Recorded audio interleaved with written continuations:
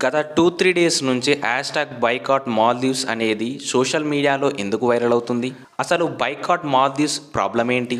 అసలు ఎలా స్టార్ట్ అయినదో అని ఈ వీడియోలో తెలుసుకుందాం.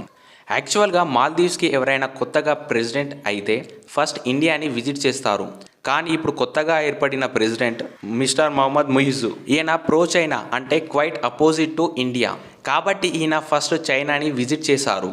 China and Maldives relationship strong అవుతుంది అండ్ ఇది ఇండియాకి చాలా బ్యాడ్. సో మన ప్రైమ్ మినిస్టర్ నరేంద్ర మోదీ గారు మాల్దీవ్స్కి అండ్ చైనాకి డైరెక్ట్గా మెసేజ్ ఇద్దామని, మాల్దీవ్స్ టూరిజాన్ని దెబ్బతిద్దామని మోదీ గారు క్యాజువల్గా లక్షద్వీప్లో దిగిన ఫొటోస్ని ట్విట్టర్లో పోస్ట్ చేశారు. ఇది మాల్దీవ్స్కి చాలా డీప్గా దిగినది.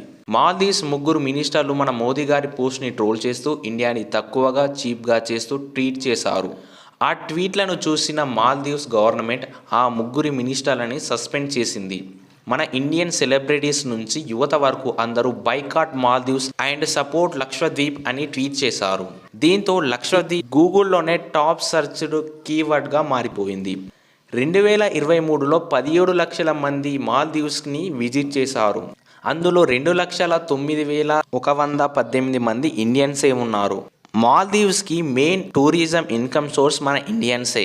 ఇప్పుడు మాల్దీవ్స్లో ఉన్న గవర్నమెంట్ చైనాకి సపోర్ట్ చేస్తుంది అని చాలామంది ఇండియన్స్ వాళ్ళ ట్రిప్స్ని క్యాన్సిల్ చేసుకున్నారు. 10,500 హోటల్ బుకింగ్లని అండ్ 5,200 ఫ్లైట్ టికెట్లని క్యాన్సిల్ చేశారు.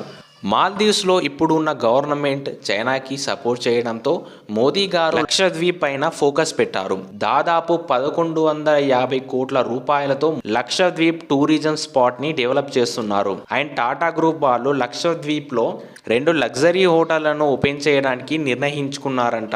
మరియు డ్రింకింగ్ వాటర్ ఫెసిలిటీని అండ్ హై స్పీడ్ నెట్వర్క్కి సంబంధించిన డెవలప్మెంట్ వర్క్స్ ఆల్రెడీ స్టార్ట్ అయినవి అంటాం. ఇది friends boycott Maldives and support Lakshadweep story. Friends మీ ఒపీనియన్ ఏంటో కామెంట్ చేయండి.